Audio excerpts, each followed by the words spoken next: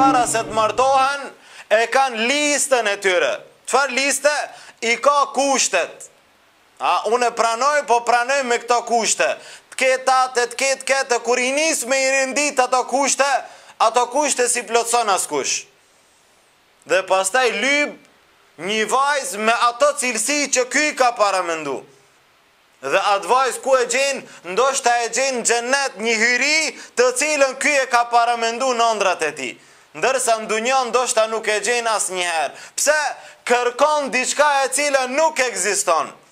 Apo ndoshta ekziston, po nuk është për ty.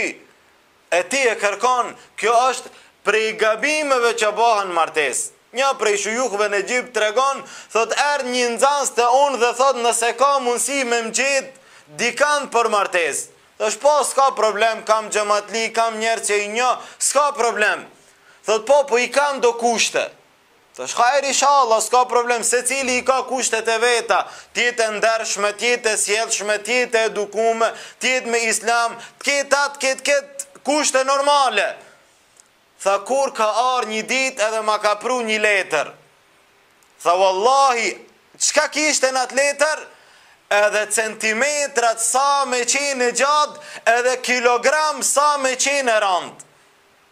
Këta e njerëz të prum. Thot shehu e kishte shkru, nuk du tjetë ma e rand se 60 kilogram. Nështë ta krejtë e mirë, ama ka ma shumë se 60 kilogram zban për mu. Du tjetë e gjatë kaq, du ta ketë këngjyr, du ati ketë këto flok, ti qka jetë të lyp? Ose me ta prodhu ty një special, ti si e shenë ndër, nuk ka ashtu.